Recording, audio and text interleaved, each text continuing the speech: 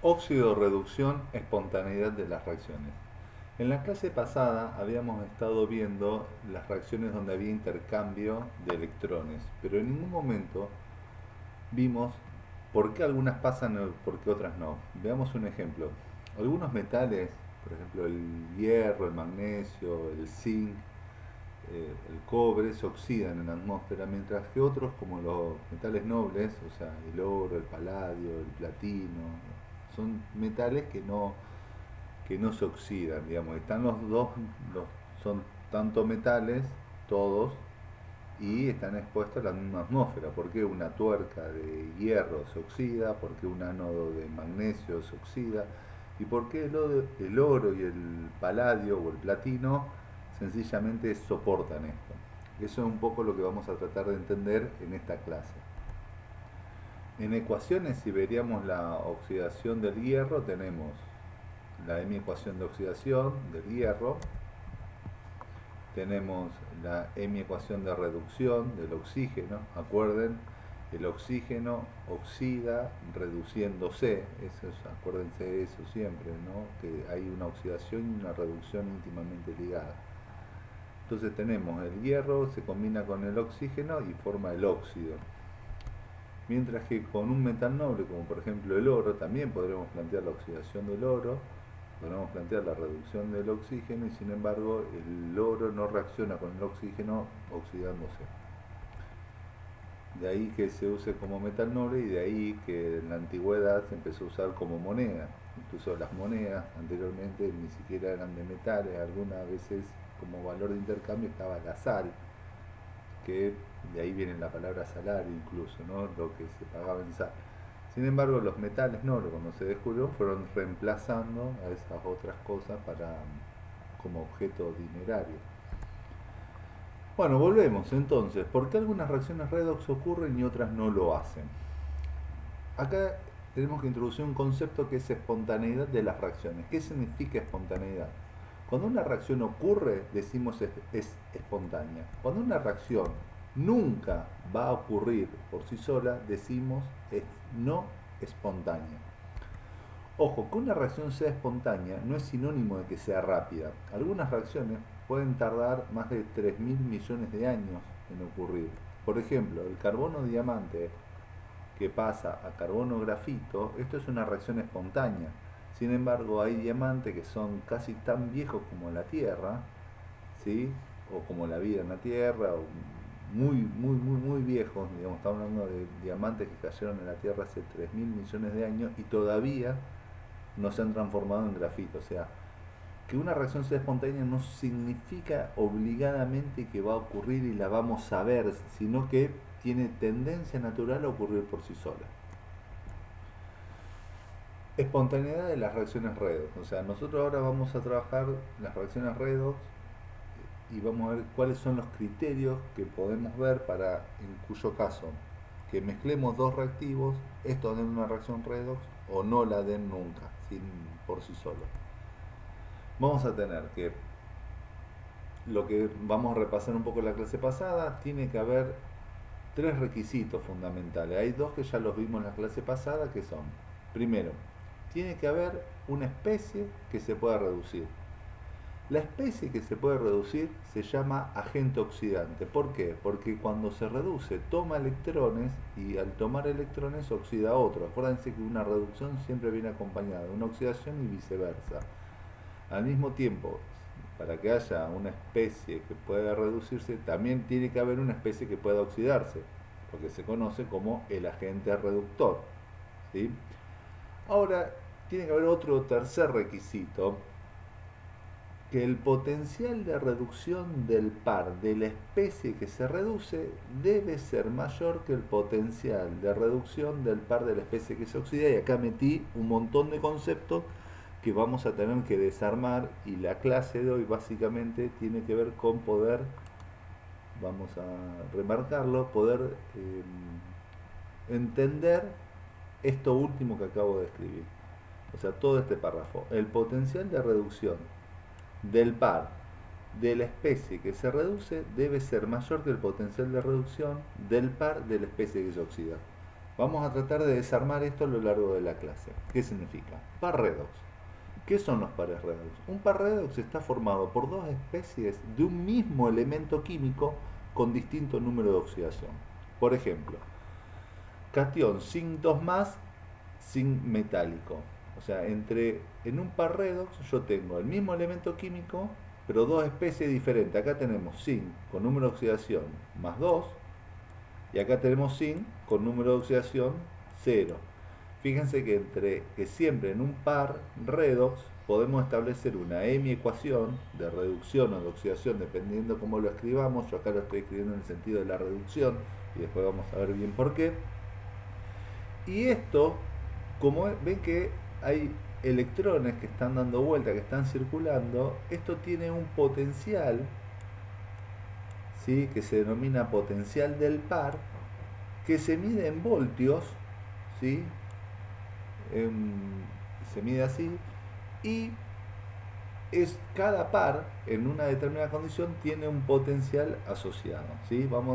Fijémonos, tenemos el del cation zinc 2 más, metal zinc, tenemos el de cation hidrógeno o protón, y el gas de hidrógeno. Fíjense que las ecuaciones no necesariamente involucran un solo átomo del elemento o un solo cation, puede involucrar dos, dependiendo cómo sea la especie. En este caso, por ejemplo, en los no metales, que son diatómicos, sustancias simples, probablemente tengamos que ver siempre dos cationes o dos aniones, como es ahora en el caso del flúor. Por ejemplo, ves que tenemos el flúor cuando se reacciona, yo no tengo un átomo de flúor, sino que tengo una molécula de diflúor. Cuando una molécula de diflúor se reduce, no se reduce un solo átomo de flúor, sino que se reducen los dos átomos de flúor. O sea que yo tengo que introducir dos electrones y la ecuación de reducción del flúor tiene esta estequiometría. Lo mismo pasa cuando se reduce o el cation hidrógeno o se oxida el hidrógeno gaseoso para dar cation hidrógeno más dos electrones. Bueno, todos estos pares, ¿sí?, que están escritos en el sentido de la reducción, ¿ven?, la especie más oxidada a la izquierda y la especie más reducida a la derecha, tienen asociada una ecuación y un potencial determinado, que ahora después vamos a ir viendo cómo se miden esos potenciales, más que cómo se miden, de dónde los sacamos. Bueno, volvemos a las reacciones. Tenemos, por ejemplo, esto es un experimento imaginario, pero después lo vamos a poder ver. Tenemos una barra de oro sumergida en un vaso de precipitado con una solución de sulfato de cobre 2 acuoso. O sea, yo tengo cobre 2 acuoso, ¿sí?, que es celestito, y tengo una barra de zinc en la misma solución, ¿sí? Cuando yo saco la barra de oro directamente de la solución, el oro sale limpio, o sea, directamente no le pasó nada a la barra de oro. En cambio, si hago lo mismo con el zinc, luego apenas lo sumerjo voy a empezar a ver que se empieza a oscurecer esa barra de zinc, y cuando lo saco, ¿sí?, me voy a dar cuenta que hay zinc metálico en la parte donde no estuvo en contacto, y en la parte donde estuvo en contacto la barra voy a ver un recubrimiento de cobre metálico. Entonces lo dejé así ejemplificado acá en este video, que le estoy dejando la dirección acá para que la vayan a ver. Lo vamos a poder ver. Un segundo.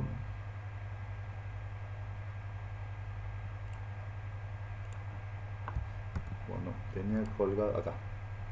Bueno, ahí vamos a ver un video donde lo van a poder ver directamente. Está en esta página. Tenemos la preparación de una solución de sulfato de cobre 2 a partir de la droga sólida. Sencillamente se agrega un poco de sólido al vaso de precipitado.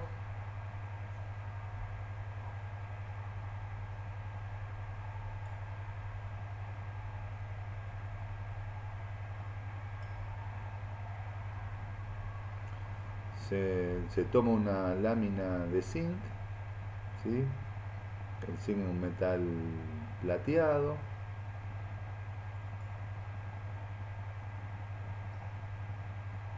Y esto es como yo les ponía en la animación anterior, yo empiezo a ver en la parte que está en contacto, empiezo a ver que se oscurece la lámina. ¿Por qué se oscurece la lámina? Porque hay un depósito de cobre metálico, ¿sí?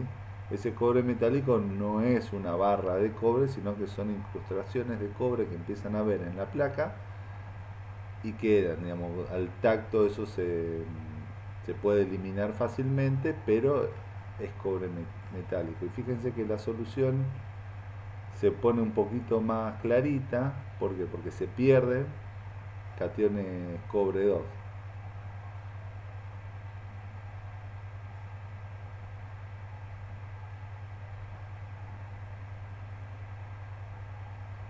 En... Bien, bueno, a ver, vamos a cortar el video y pasamos, bueno, en ecuaciones, ¿cómo sería esto? Tenemos el zinc metálico se oxida perdiendo dos electrones y el catión cobre se reduce ganando esos dos electrones para pasar a cobre metálico. O sea, la barra de zinc se está disolviendo químicamente en la solución. Me pasa que como el zinc, catión zinc 2 más es incoloro, no lo vamos a ver, no podemos apreciar, pero después por métodos químicos se podría ver eso. Esta reacción ocurre solo al ponerlos en contacto los reactivos. La reacción hipotética de la barra de oro, no tengo una barra de oro para grabarles un video y nadie lo ha hecho por ahí, generalmente los docentes somos bastante pobres como para andar disponiendo de oro como para hacer todo experimento, pero bueno, el experimento imaginario si uno lo pone, o sea, no ocurre sola esta reacción al poner en contacto con los reactivos, o sea, el oro sólido con el catión cobre 2 no da reacción. Ahora, poniéndonos a hacer las cuentas, o sea, fíjense que tenemos una especie que está, en el ejemplo del zinc, tenemos una especie que se puede reducir, que es el catión cobre 2, pasando a cobre metálico, que tiene un determinado potencial de reducción. Este potencial, como yo lo busqué en una tabla, ahora después le voy a indicar cómo, y es 0,34 volts. Tenemos una especie que se puede oxidar, ¿sí? Y escribimos la misma ecuación en el sentido de la oxidación y vamos a poner el potencial de reducción del zinc 2 más a zinc metálico. O sea, le estamos poniendo una reacción de oxidación, pero escribimos un potencial de reducción. Después lo vamos a entender un poquito bien por qué. Pero lo que la idea que trabajamos es la siguiente. Calculamos una fuerza electromotriz que es la fuerza con la cual se mueven los electrones, o sea, fuerza electromotriz es la fuerza con la cual los electrones se mueven. ¿Qué significa esto? Yo tengo un átomo de zinc que tiene los electrones y un catión cobre 2 que se aproxima, y el catión cobre 2, como hay una tendencia natural que se puede medir con la FEM a que el cobre 2 chupe esos electrones se mueven automáticamente y dejan el átomo de zinc ahora como catión zinc 2 más, y el catión cobre 2 pasa a un átomo de cobre que es ese de color rojizo. O sea, lo podemos ver por el cambio de color y por el depósito, aparte porque esto después va a pasar a ser un sólido.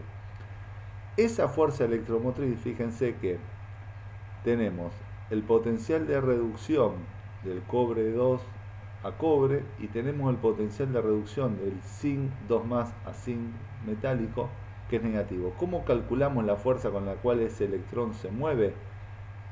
Es el potencial de reducción del par de la especie que se reduce menos el potencial del par, o sea, este potencial del par de la especie que se oxida.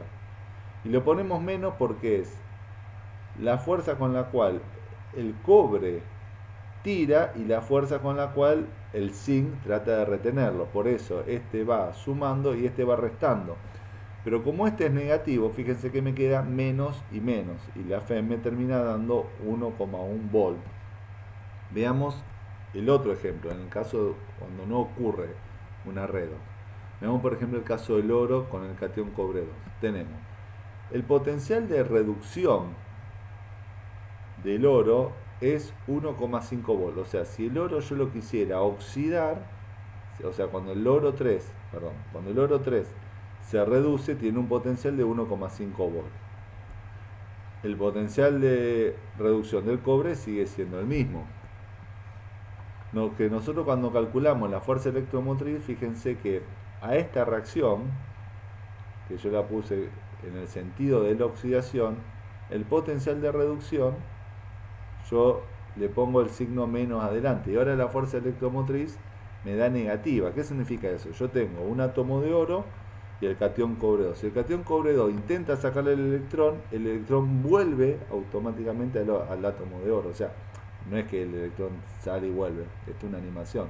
Es que la tendencia del cobre 2 a sacarle un electrón a un átomo de oro no alcanza. Entonces es por eso que esta reacción no ocurre.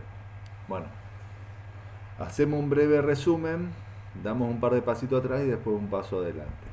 Los potenciales a los cuales yo hago referencia son de los pares redox, no de las especies, sino de los pares. Tengo que ver con una reacción qué especies de cada par son las que están presentes. Siempre me toca hacer estas preguntas para ver si una reacción redox puede ocurrir. ¿Hay alguna especie que puede reducirse?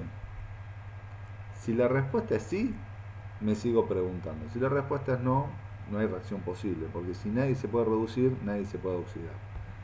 Me pregunto, ¿alguna especie puede oxidarse? Si la respuesta es sí, sigo analizando el problema. Si la respuesta es no, no sigo analizando porque nadie se va a poder reducir si no hay si no hay una especie que pueda oxidarse.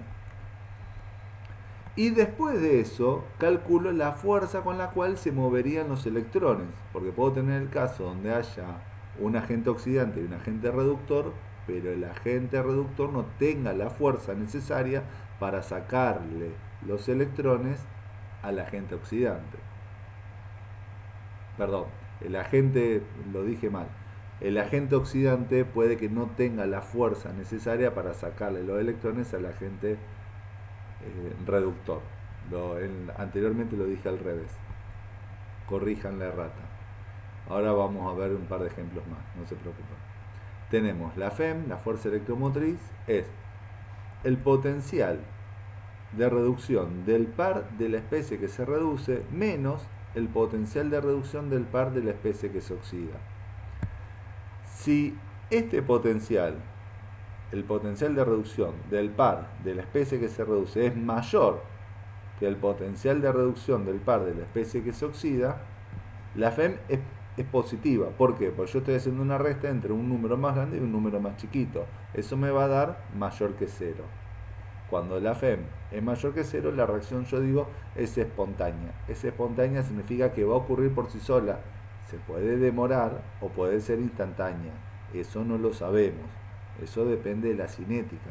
Acá estamos viendo si es posible o no. Luego tenemos que si el potencial de reducción del par de la especie que se reduce es menor al potencial de reducción del par de la especie que se oxida, la FEM va a dar negativa y la reacción es no espontánea. Entonces, ahí es cuando decimos que el agente oxidante no tiene la fuerza necesaria para tomar los electrones del agente reductor.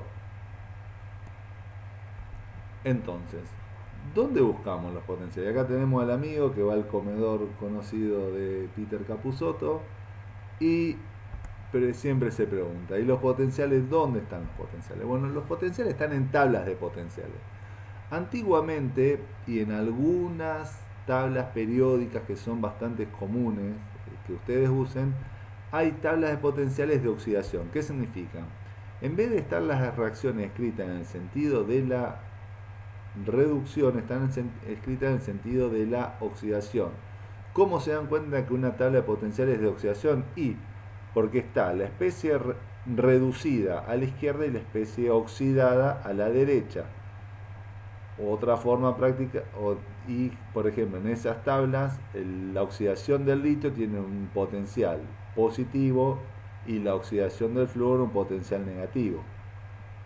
En otras tablas están signados o están listadas las potenciales de reducción, que son las mismas reacciones nada más que dadas vueltas.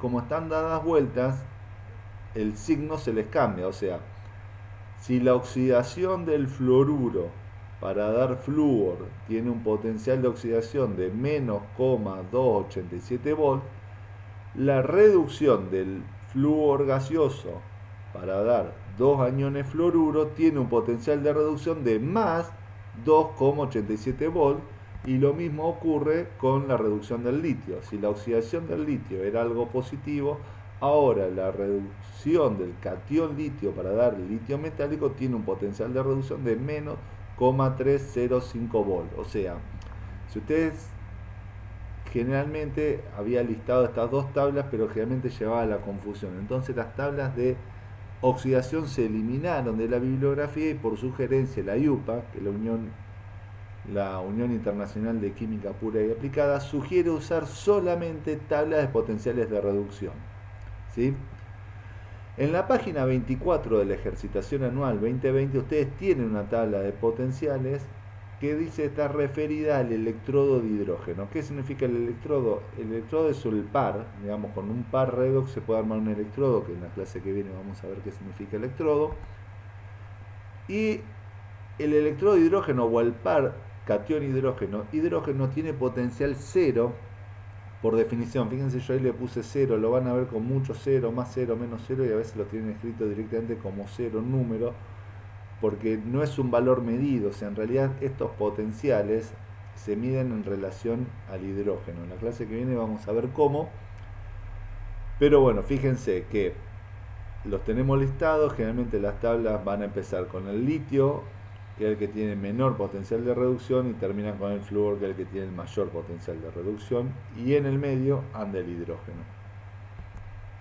Bueno, si quieren podemos pasar unos ejercicios resueltos para tratar de ver si aclaramos un poquito más. Tenemos el ejercicio 11 de la página 9 de la ejercitación anual 2020. Nos dice: predecir si las siguientes combinaciones darán por resultado una reacción química.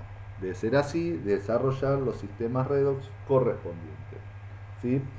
Bien, tenemos cobre metálico con ácido clorhídrico en solución acuosa. Tenemos yodo sólido, que lo tiramos, una barra de yodo sólido que la tiramos en una solución acuosa de bromuro de sodio.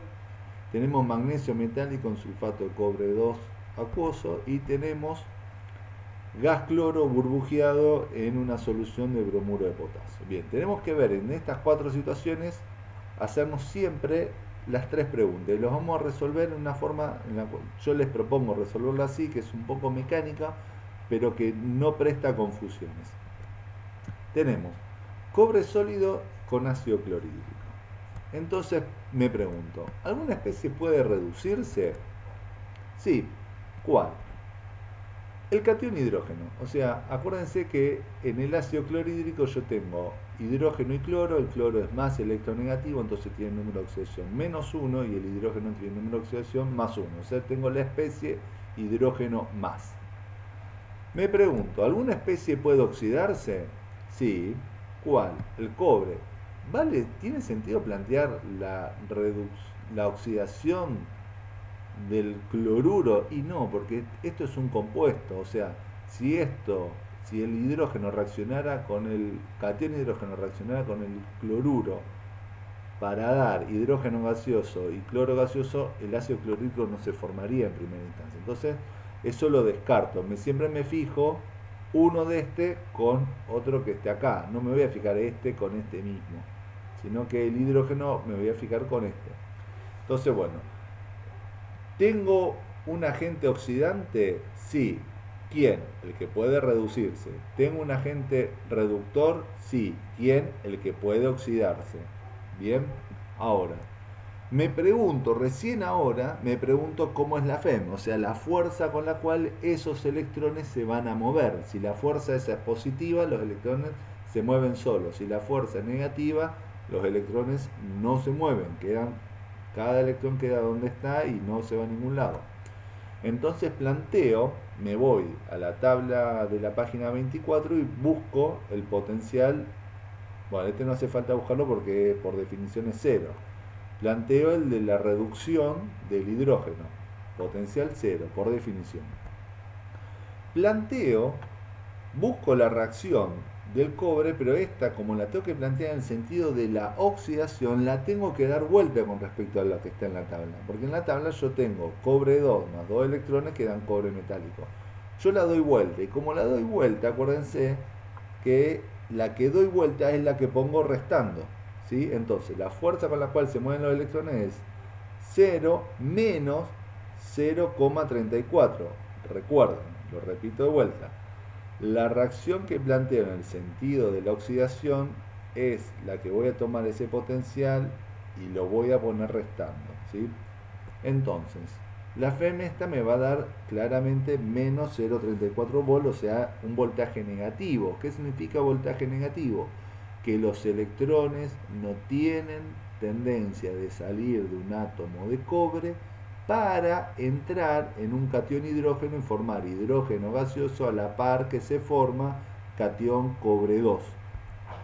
Entonces, esto implica que yo puedo tener una barra de cobre sólido sumergido en ácido clorhídrico y en ningún momento la barra de cobre se va a oxidar por acción del ácido clorhídrico. Es el caso similar a la barra de oro que yo la ponía en una solución de sulfato de cobre 2. Bien, segundo caso, tenemos yodo sólido, una barra de yodo sólido en una solución de bromuro de sodio. Me pregunto nuevamente, ¿alguna especie puede reducirse? Sí, ¿cuál? El yodo. El yodo puede pasar a yoduro, es un no metal y los no metales tienen tendencia a reducirse generalmente, la sustancia simple de los no metales. ¿Alguna especie puede oxidarse? Sí, ¿cuál? El bromuro, o sea, el anión bromuro puede oxidarse y pasar a bromo líquido. Bien, la pregunta es, ¿tendrá el yodo la fuerza suficiente para sacarle los electrones al bromuro y pasarlo a bromo líquido y el yodo pasarse a anión yoduro? Nos fijamos. Escribimos la ecuación de reducción del yodo que pasa a yoduro, buscamos el valor de potencial en la tabla de la página 24 y anotamos este valor.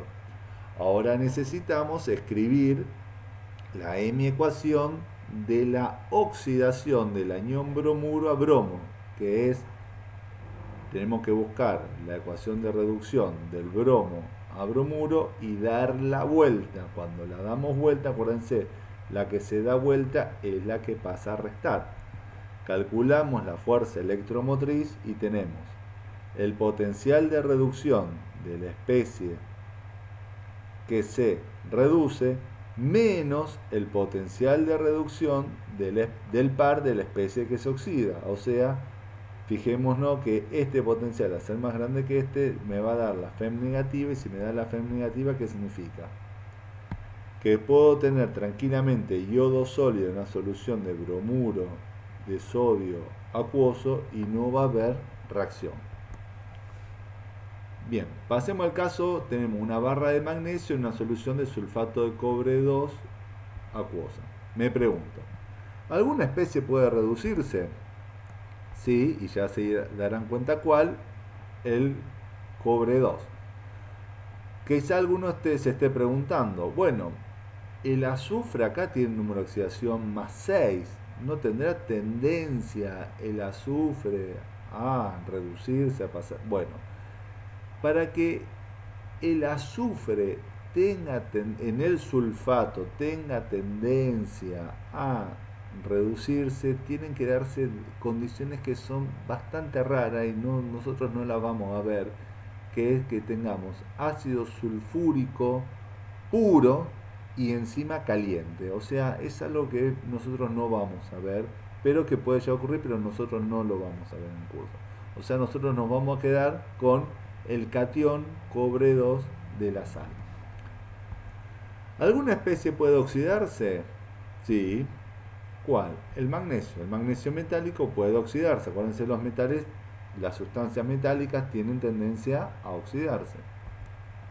¿Cómo es la FEM? O sea, lo que nos vamos a preguntar es, ¿el catión cobre 2 tiene la fuerza suficiente para arrancarle electrones al átomo de magnesio y transformarse en cobre metálico al mismo tiempo que el magnesio metálico pasa a ser catión magnesio? Bien, veámoslo. Tenemos mi ecuación de reducción del cobre 2 a cobre metálico con su potencial de reducción que es más 0,34 volt. Tenemos la ecuación de oxidación del magnesio a catión magnesio, y acuérdense que esta reacción la di vuelta, entonces esta es la que voy a estar restando, ¿sí? Pero fíjense que este número ya es negativo. No es que lo tengo que poner negativo, tengo que restar este número negativo, ¿sí? Veámoslo. Cuando yo tengo la FEM, pongo 0,34 volt menos y pongo el potencial que está en la tabla, ¿sí? Bien. Está a las claras que este potencial va a ser positivo, ¿sí? Me va a dar más de 2,71, va a dar 2,70. Bien, entonces tenemos que el catión cobre 2 sí reacciona con el magnesio metálico, y cuando reacciona sí anoto los productos. Fíjense que yo no hice mucho hincapié en las anteriores, pero si retrocedemos un poco, cuando la reacción no ocurre, no hay que tomar la costumbre de poner los productos, hay que poner NR, o sea, no hay reacción o no reacciona. No hay que poner la flecha y poner productos, porque si uno pone la flecha y pone los productos, significa que hay reacción. Entonces, en eso traten de tener cuidado, porque si ponen los productos, automáticamente están diciendo que hay reacción, ¿sí? Entonces, tenemos esta es la ecuación que se llama ecuación iónica neta, donde no están las sustancias, sencillamente están los iones que participan, y puedo pasar a la ecuación molecular. Si el catión cobre 2 le agrego un anión sulfato para dar sulfato de cobre 2, y al catión magnesio, ahora lo que agregué de este lado lo agrego también de este lado, me queda el cobre metálico y el sulfato de magnesio 2. Bien, último ejercicio, último ítem del ejercicio 11, cloro gaseoso burbujeado en una solución de bromuro de potasio. Vuelvo a preguntarme siempre lo mismo y traten de ser bastante metódicos o metódicas en esto, así no entran en confusión. ¿Alguna especie puede reducirse? Sí. ¿Cuál?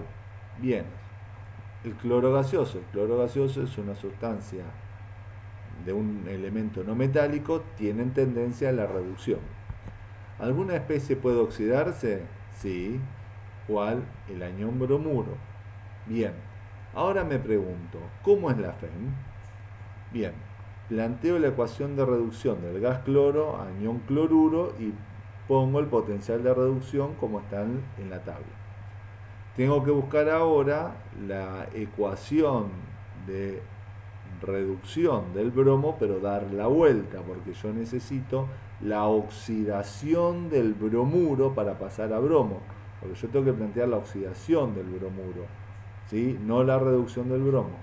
Esta reacción la di vuelta, por lo tanto este es el potencial que va a entrar a restar en el cálculo de la fuerza electromotriz. Entonces calculo la fuerza electromotriz y veo que es 1,36 menos 1,08, como este número es menor, esa FEM va a ser positiva, entonces sí hay reacción y planteo los productos. Me fijo que los electrones estén balanceados, acuérdense que esto no salen los ejemplos, pero si tienen que multiplicar las ecuaciones, los potenciales no se tocan. O sea, usted puede multiplicar esto por 5, esto por 8, no hay ningún problema, los potenciales se restan igual, ¿sí? Bien.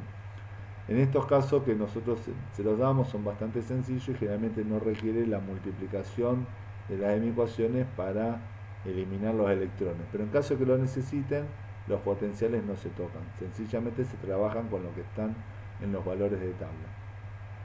Entonces tenemos que el cloro gaseoso reacciona con el anión bromuro para dar anión cloruro y bromo líquido.